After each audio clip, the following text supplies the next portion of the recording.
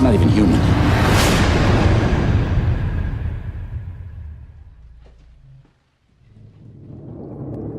Olá, minha gente, aqui é a Vanessa Brito do blog Sem Quases e hoje nós vamos falar sobre o filme vencedor do Festival de Veneza de 2017, de melhor trilha do último Globo de Ouro e que está concorrendo a 13 Oscars, incluindo na lista o principal prêmio do cinema de melhor filme.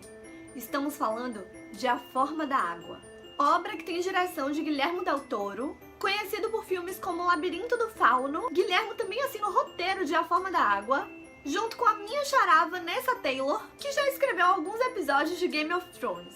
Estatuetas nem sempre são justas, nem sempre querem dizer muita coisa, e nem sempre merecem tamanha empolgação. Mas é fato que na maior parte dos casos, um ponto muito bacana acontece. Elas dão luz e voz para obras que poderiam adormecer em preconceitos de muitos que não dariam a chance sequer de conferir por inteiro. No caso de A Forma da Água, fica claro o merecimento para diversas das indicações, ainda que o longa tenha seus pontos não tão positivos em altos e baixos, sobre os quais vamos falar em breve. A trama se passa nos anos 60, quando a Guerra Fria pegava fogo e as problemáticas sociais, que hoje ainda estão longe de reais melhorias, ainda se alastravam por basicamente todos os cantos.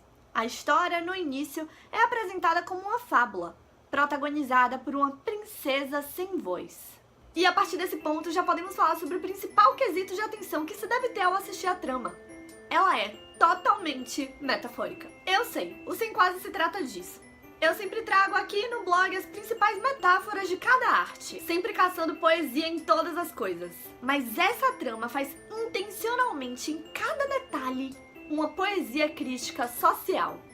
É fundamental assisti-la com os olhos indo para muito além do literal. Começamos com esse ponto, da princesa sem voz. A personagem é muda no literal, mas ela é assim para representar todos que se sentem socialmente incapazes de fazer algo perante injustiças, perante o que não acreditam ser correto. Ela não tem a fala como uma metáfora que representa todos os que se sentem sem poder de mudança, sem força para serem ouvidos. Mas antes de continuarmos a falar sobre as analogias, vamos finalizar do que se trata o resto da base da trama. A faxineira Eliza Esposito, interpretada por Sally Hawkins, é a tal princesa muda que trabalha numa base secreta do governo dos Estados Unidos. O local inclui um laboratório que passa a ser comandado por Richard Strickland, interpretado por Michael Shannon. Uma criatura capturada nos confins da América do Sul é levada para lá. Pouco a pouco, Eliza se aproxima dessa criatura e vai se afeiçoando a ela. Em meio aos grandes conflitos políticos, os norte-americanos decidem usar a figura fantástica como cobaia para estudos que possam gerar maior poder na guerra. A vida do ser vivo, que eles chamam de monstro da água e é interpretado pelo ator Doug Jones, passa então, depois de muitos maus tratos, a correr de fato perigo. Eliza então vai acionar o amigo e vizinho Gilles, interpretado por Richard Jenkins, e a companheira de trabalho Zelda, interpretada por Octavia Spencer, responsável por alguns dos respiros cômicos, para que eles possam ajudá-la em um elaborado plano que acaba contando com outras pessoas no caminho. Tudo no filme é representação de algo para a realidade atual. Cada imagem e cada diálogo é uma metáfora diferenciada. A principal questão abordada na trama fica clara também em pontos nítidos mais literais. A obra faz ódio aos que se sentem excluídos, fora das caixas e ou desrespeitados, servindo também para os que são os culpados dentro das inversões sociais. O estuprado que sente vergonha e quem foi traído que ganha apelido. O cafajeste falando da fronha e a namorada chorando escondido. Quem não teve princípios só teve um deslize. Quem pediu por respeito é dramático em crise. Quem jurou de mentira acusa o momento. Quem jurou de verdade é o burro elemento. Quem saiu para a balada sem o marido está curtindo a liberdade ao certo e sabido. Quem reclamou da saída sem motivo e não dita é doido, ciumento, uma mula maldita. Quem ficou em casa fazendo o jantar é o burro, coitado, a mulher foi caçar. O gordo julgado, caçoado, olha lá, deve se sentir humilhado e chorar. E o grupo de gente que o aborreceu tem vergonha de quê? Já passou, não doeu. O filho que xinga a mãe está lutando pelos direitos. A mãe que xinga o filho está educando. A professora que berra é a que quer respeito. Quem pede limites está abusando. Quem fingiu foi espertinho. Quem pediu a verdade tem que ir atrás. O moço foi ferido por culpa dele, a moça foi enganada porque quis demais. Meu amigo é corno porque é lerdo, a ex-esperta dele tá vivendo bem. Ninguém repete fala para quem errou, depois de um mês esqueceram amém. Não quero perder amigos, então eu vou dizer que aquilo foi besteira também. Traíram minha confiança, você é o idiota, ai meu Deus, não diga para ninguém. A mulher que beijou o cara achando que era solteiro é a puta que atrapalhou o casal. O rapaz que não aguentou ir no banheiro é tolo mesmo passando mal. A menina que cortou os pulsos é louca. Quem maltratou ela só tava sendo infantil. Foi uma fase, passou, deixa lá. Que retardada aquela para quem ele mentiu. Cenas transparentes de assédio, machismo afetando homens e mulheres, racismo e outras questões absurdas que ainda nos perseguem, são apenas algumas das mais literais que passeiam pela obra. O filme traz ainda, por exemplo, a importância de cada emprego e ser humano no cotidiano. As faxineiras, por exemplo, apresentam como o trabalho é árduo e a relevância do cargo que assumem, e que acaba representando todas as outras áreas profissionais que podem sofrer preconceitos, enquanto o que define um bom trabalho é somente o esforço, a entrega, o grau de profissionalismo e o talento daquele que se encarrega. A cena de masturbação da protagonista é mais uma da quebra de tabus. Ser muda não quer dizer não ser curiosa. Uma mulher profissionalmente empenhada não quer dizer ser assexuada. Uma pessoa que se entrega sexualmente e explora a sua sexualidade não se encaixa como vulgar, alguém que não presta, ou o que for apenas por esse motivo. Os julgamentos que até hoje muitas vezes rotulam indivíduos são pisados durante todo o filme. A noção básica de respeito, de não faça com o outro que não gostaria que fizessem com você, e de dê ao outro que gostaria que fosse dado a você, aparece muito em entrelinhas na trama, como no momento em que Elizabeth escolhe um ovo, que é algo que ela gosta muito de comer, de usar como alimento, em quase todas as manhãs da rotina dela, para criar um certo laço, um primeiro contato com o ser que ela encontra no laboratório. Mas a obra extremamente poética, que não traz nada de forma aleatória, vai muito além dessas questões mais nítidas e traz metáforas diversas que passeiam pela crítica principal, gerando outras. A figura do monstro vai mostrando cada vez mais as suas belezas, não dentro dos padrões, mas dentro das singularidades que emite, e do bem que pode fazer ao próximo, lembrando que beleza está no caráter, no charme, na energia e na relatividade que cada um emite e enxerga. E de tal forma, essa figura está ali para representar outros animais, outros seres vivos e até outros seres humanos que passam por esses preconceitos e maus tratos verbais e físicos. A criatura não consegue respirar por muito tempo fora da água, e isso é um ponto genial. É aí que está, até no título, uma poesia. O mundo com os seres humanos está tão intolerável, até entre eles mesmos, está sendo tão destruído para tantos e assim sempre para todos, que o ar aqui, ou seja, a forma de viver, não está mais ficando digerível. Ou seja, o filme faz aí uma brincadeira com o fato de que não existe espaço para que o diferente mostre seus talentos, mostre a diferença boa que pode fazer no mundo, as singularidades que poderiam ser consideradas mágicas que ele tem. E é disso que se trata essa questão do filme, de que somente na água, somente fora de onde estão esses seres humanos que o barram aqui, em geral até para os outros seres humanos que podem ser diferentes, é que ele consegue respirar por mais tempo. O sistema sufocante que nos faz muitas vezes nos moldar e esconder coisas que poderiam ser ganhos para todos nós. É disso que esse quesito do filme se trata. O filme traz em alguns momentos sensações e críticas semelhantes à trilogia Planeta dos Macacos, que eu adoro, justamente por trazer essa noção dos seres humanos destruindo tanto a si e a outros seres vivos. Só que a diferença em A Forma da Água é a maneira poética com que isso é feito. O machista e impiedoso Richard, chefe do local que tem sede por poder, tem aversão à cor verde. Mas quando vendem um carro de uma forma diferenciada para ele, dizendo ser uma tendência, algo que é promessa do futuro, e até mudam o nome da cor para o que seria o azul petróleo, aí ele compra, aí ele investe. Isso mostra mais uma representação crítica do que muito acontece socialmente. Quando algo só é aceito, quando é vendido de forma diferente, colocado em uma nova caixa, ou imposto como tendência social e não simplesmente algo a ser simplesmente respeitado. Gilles, o vizinho da protagonista, é um pintor que já fez sucesso e na época do filme ele está entrando em fracasso e ele acaba servindo como uma forte crítica também para o universo do entretenimento e o mercado artístico, inclusive nos tempos atuais.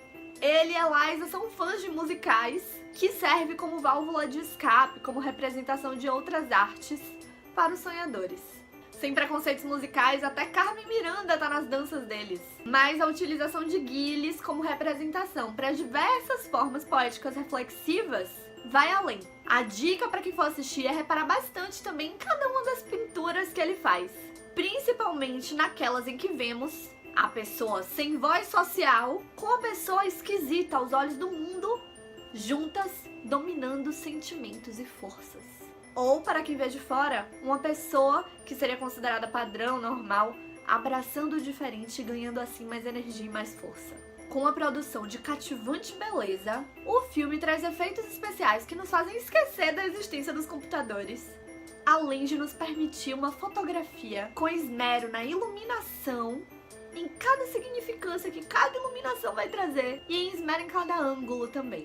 Com destaque para o tom azul esverdeado, a atriz, fora dos padrões sociais, mostra mais da sua beleza e alcance ao dizer páginas e páginas de mensagens, mesmo sem transmitir literalmente voz. Isso dentro de um elenco afiadíssimo que nos faz esquecer que existe ali atuação e uma produção por trás como deve ser. E é em meio a toda essa beleza que a trilha sonora contextualiza ainda mais a obra na época. A trilha pode até ficar um pouco agonizadora em alguns momentos de tanto enfatizar músicas e programas da época, mas essa sensação forte da década chega a passar em alguns momentos, quando é possível pensar, infelizmente, que estamos vendo um filme que se passa nos tempos atuais. Com tantos acertos, o filme navega na noção de que sempre podemos fazer algo, de que ninguém deixa de ter voz mesmo que a sociedade tente transmitir o contrário. De que com determinação, coragem, estratégia e trabalho em equipe, quando há aproximação de quem compartilha dos mesmos valores, é possível mover montanhas. Mas a somatória da obra, infelizmente, não fica só para os pontos positivos. A forma da água poderia ser menos maniqueísta, apesar de ter um certo sentido trazer esses personagens caricatos dessa maneira. Mas além disso, tem outra questão, é perceptivelmente longo. As 2h30 não passam voando. Você sente que o filme está forçando a barra por ser tão grande. E olha que eu não me importo em assistir coisas longas, vocês podem perceber, inclusive, pelo tamanho de alguns dos meus vídeos, né? Mas essa sensação do filme não é exatamente pelo tempo que ele dura, afinal, Harry Potter tá aí na vida, né? Isso acaba acontecendo por alguns motivos como: um, é que ele acaba sendo um pouco redundante em alguns momentos, e dois, é porque as grandes sacadas, principalmente as críticas, não estão no literal. Não é um filme pra ser visto no literal. Talvez, para quem já for assistir com os olhos abertos para enxergar metáforas, entrelinhas, poesia, ele não fique tão longo. Mas tem mais pontos que não são tão positivos assim. No meu caso, eu assistia e pensava: vai ser um dos meus filmes favoritos. Não, não vai não. Poxa, ia ser, mas essa cena tá tirando da reta. Por que tá tendo essa cena? Ah, é pra mostrar que ele também não é perfeito, que tem que ter tolerância em algumas questões e... vai ser um dos meus filmes favoritos. Ah, por que foi pra essa cena agora? Eu tava... Perceberam a montanha-russa? Mas apesar das subidas e descidas que quebram brutalmente certas linhas de sentimentos que estão sendo construídas, no final, no entanto, tudo começa a criar um certo sentido pra quem souber não enxergar no literal. Falando no final com alguns spoilers, e eu falo pra você, se você não viu o filme ainda, volta aqui depois e assista essa parte e me fala também sobre ela. Eu acho que é uma questão muito importante aqui que vai ser abordada, que são essas metáforas finais. Bom, quando eles morrem, eu esperava que acabasse ali na morte deles, porque eu ainda via o filme como pontos literais e pontos metafóricos e essa brincadeira, mas na verdade ele é realmente muito mais metafórico e muito mais poético do que qualquer coisa. Basicamente não tem pontos literais ali a serem vistos mesmo. Até os literais acabam servindo de metáfora para outras coisas e dá pra perceber que isso é de uma forma realmente bem intencional. Então eu achava, nossa, sensacional, vai acabar com uma crítica maravilhosa com base nas mensagens principais. Olha aí a bosta que o ser humano fez, olha aí o que é que tá acontecendo. Enfim, todas as críticas que foram aí encaminhando pra isso vão ter esse desfecho que vai dar um baque mesmo e massa, adorei.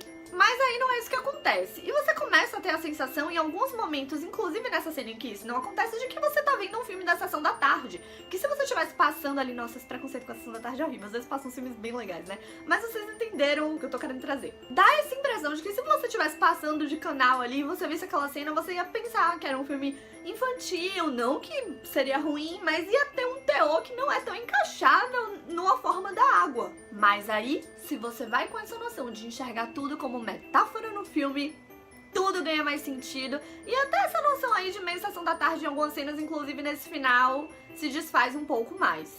Ali, a morte representa, pra eles dois, tudo de ruim que a sociedade veio fazendo, afastando esses seres maravilhosos dela e causando um renascimento deles com esse afastamento, fazendo com que eles levem seus acréscimos pra longe de nós. Assim eles voltam para a água e olha que sensacional essa morte metafórica. Lá na água, ela respira pelas cicatrizes dela. Olha que poesia maravilhosa isso. Ou seja, ela enxerga os ganhos das perdas, pega o que fizeram de ruim com ela e transforma em algo repleto de grandiosidades, pega daquilo aprendizado e força e faz lição. E fica pra gente essa lição desse afastamento que nós causamos. A morte, para os que ficam na Terra no final, é a representação das consequências que ocorreram para quem não soube respeitar e valorizar os demais e as consequências que vão continuar ocorrendo se assim caminharmos. Essa metáfora mostra que essas pessoas perdem até partes de si que elas poderiam conhecer. Assim é a forma da água, que te deixa com sentimentos confusos ao sair da sala de cinema. Porque é aquele filme que você precisa digerir por um tempo e ir pensando cada vez mais sobre outra metáfora que ele trouxe. E geralmente o que acontece? Passa um tempo e você... Aquilo também é uma metáfora sobre isso, isso e isso. Olha essa conexão, olha o que ele fala, olha essa poesia. São temas importantes abordados, que podem até parecer um pouco clichês quando você coloca em outros filmes que abordam alguns desses temas e que estão muito em pauta na sociedade atualmente, mas quando você encaixa todos eles em um filme só que traz essa bagagem toda, isso acaba ganhando uma relevância maior e principalmente o que diferencia a forma da água é a forma com que esses temas são abordados. De qualquer forma, os pontos positivos se sobressaem e para quem percebe que aquele final não é um final feliz, fica a sensação de um murro no peito e de ter lido um triste, bonito, trágico e representativo poema social. É isso, gente. Espero que possam conferir o filme, que realmente é uma obra de arte, independente desses pontos um pouco negativos, que podem dar um rancinho ali enquanto a gente tá assistindo, mas que no fim faz bastante valer. E conta pra mim que outras poesias, metáforas, representações, analogias você pode enxergar assistindo a trama. E até a próxima terça-feira, no Sem Quases, no blog e nos próximos vídeos por aqui.